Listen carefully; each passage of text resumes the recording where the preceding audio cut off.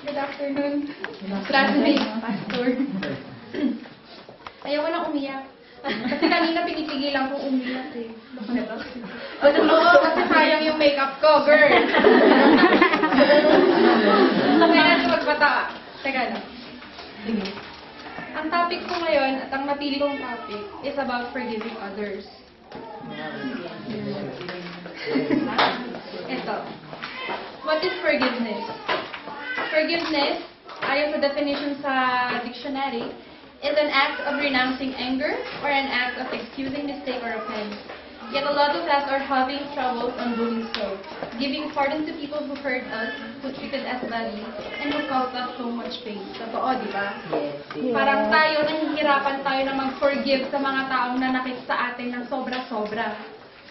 And, bakit nga ba mahirap sa atin na magpatawad? Mahirap tayo magpatawad kasi nabulag tayo sa galit, tsaka sa katotohanan na hindi natin na-accept na yung taong ito, sinaktan tayo, samantalang tayo gumagawa tayo ng mabuti. My brothers and sisters, ako din, ganyan ako. Tipong, nagkaroon na ako na, meron sa time ng buhay ko na sa sobrang galit ko, ang puso ko punong-puno tayo ng grudge. Punong-puno ng puot. At talagang sinabi ko, one day magsususi ka sa ginawa mo sa akin. Babalikan kita. Pero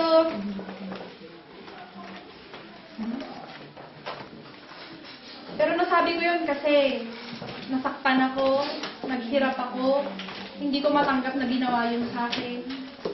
Ang mahirap doon, ang nakasakit sa akin, magulang ko. Bakit? Kasi naghiwalay sila. Ang hirap.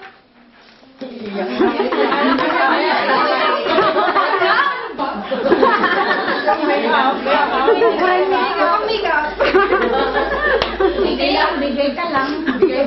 Ilabas mo, mabigat yan. Umiyak ka na lang. May makeup pang Ilabas mo.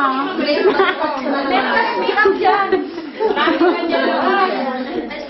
Maraming pintura dyan. Hindi kasi, para sa akin, na nag-iisang anak na babae, mahirap yung lumaki ka sa mga lalaki. Tama. Yung nanay ko nandito. 16 years, 17 years na wala akong nanay. 25 na po ako. Akala ko 20 ka lang. Kaya ko 18 ka na. Mahirap kasi wala akong masasabi na yun. Totoo. Mahirap kasi iba yung mga lalaki. Kasi kapag lalaki yan, iinom yan, ibibisyo yan, tapos katawa na lang, katawa yan. Eh ako babae, emotional ako. So parang sabi ko, bakit ganun? Hindi ko maintindihan kasi ko, bakit gano'n ang magulang ko, naghiwalay sila? Hindi ba nila mahal ako sa isa? Nung Valentine's Day, kasi nagkaroon ng panel, di ba? Nagsalita si Mami Gina, si Mami Del, at saka si Ate Leslie. Lahat sila iisang rason kung bakit buo yung pamilya nila. Kasi meron sila. Naisip ko, kinasal ang magulang ko sa simbahan. Wala bang God sa nanamagitan sa kanila? Doon ako napaisip, sabi ko, bakit ganun? Akala ko okay na ako na ganito yung sitwasyon namin. Si Mama, my boyfriend, si Papa, my girlfriend, okay lang ako, walang pakialam. Pero dahil doon sa narinig ko, sabi ko, wala bang God na namagitan sa kanila? So parang lahat din nun, bumalik ulit yung sakit. Sabi ko, God, bakit? Bakit yung binuwag yung pamilya ko? Kaya sabi ko, nakaramdam ulit ako ng sakit. Sobrang sakit. Pero sabi ko din, bakit kailangan kong masaktan? Di ba dapat i-let go ko na lang? Kasi kung titignan natin sa kalooban ng mga puso natin, ayun yung sagot eh. Kasi hindi natin pinapakawalan yung galit na nararamdaman natin sa puso natin. Kaya hindi tayo masaya. Yung bang quote na nararamdaman natin nandun pa rin. Kaya tayo hindi naging masaya. Forgiveness is not an easy task. One of the reasons why we cannot forgive those people is having the thought of getting hurt again. Diba kasi kapag nasaktan ka na, magsasorry sa'yo yung tao. Pag bibigyan mo, sasaktan ka ulit. Pag bibigyan mo na naman, sasaktan ka na naman. Kaya parang sasabihin mo na lang na, bakit kita ipo-forgive? Baka ulit-ulit lang naman. Pero, sino ba tayo para i-condemn ang mga kapwa natin tao? Amen. Anong karapatan natin para sabihin na, Lord, parusahan mo naman tong taong to? O kaya, sana masagasaan ka. Sana ikaw mamatay ka. Anong karapatan natin mo? Kasi tao lang din tayo. Yes. Colossians 3, verse 13, ang sabi niya, make allowance for each other's faults, and forgive anyone who offends you.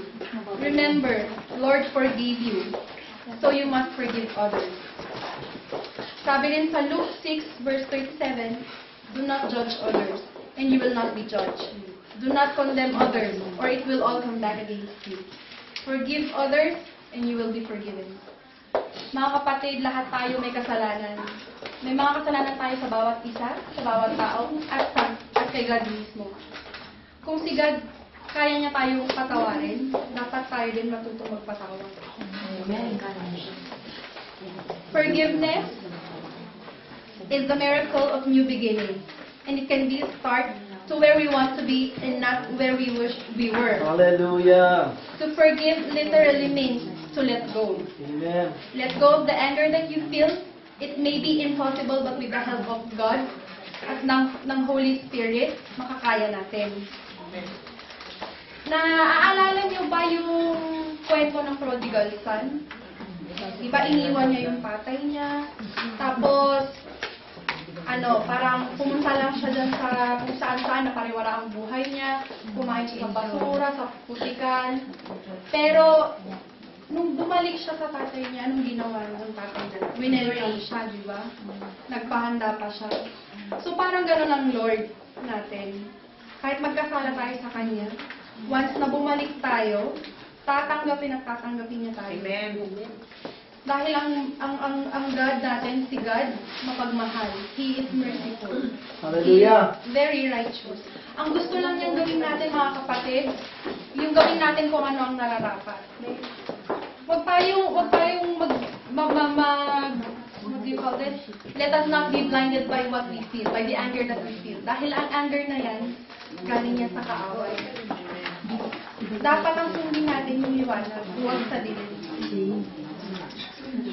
At kapag, ang sabi sa Romans 12 verse 18, if it is possible, as far as it depends on you, live at peace with everyone.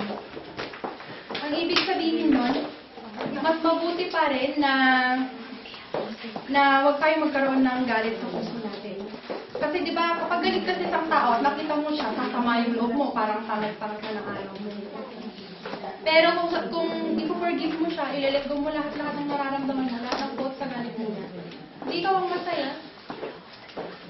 Ephesians 4 verse 32, instead be kind to each other, tender-hearted, forgiving one another, just as God through Christ has forgiven you. Hallelujah. At kapag nararamdaman natin na nagsasawa na tayo sa pag-forgive sa mga tao, isipin na lang natin ang verse Matthew 18 verses 21 to 22. Ang sabi doon, when Peter came to him and asked, Lord, how often should I forgive someone who sinned against me? 7 times? And God replied, no, not 7 times, but 77 times. Hallelujah. Ibig sabihin, dapat magpatawad tayo. Wag natin sabihin na ipo-forgive kita 2 beses lang. Kasi si God, ilang beses ba tayo nagkasala kay God? Maraming beses. Ilang beses tayo humingi ng kapatawaran kay God? Maraming beses. Amen. Pinail ba tayo ni God? Hallelujah. Amen. Yun nga, gaya nga ng sinabi ko, our Lord is loving and forgiving. He is merciful and He always wants us to do what is right. For if we surrender all our burdens to Him, He will take the load Himself and set us free. Dahil para sa akin, ang pagkakaintindi ko sa biblical definition, to love is to forgive. Dahil sabi sa Luke 7 verse 47, "For this reason I say to you, her sins which are many, have been forgiven, for she loved much. But he who is forgiven little loves little." Ibig sabihin, kapag nagmamahal ka, nagpo-forgive ka, di ba? Or kapag magpo-forgive ka, nagmamahal ka. Pero kung ikaw yung tipo ng tao na condemn, hindi marunong mag-forgive, hindi ka marunong magmahal. Amen. Isipin natin, God is love. And Hallelujah. God forgive us for all that we did. Sa mga sins pa lang natin. Napako ang Diyos dahil sa atin. At dahil sa pagkakapako niyang yun, tinanggal niya lahat ng mga sins natin, hindi ba? Kaya dapat ganun din tayo.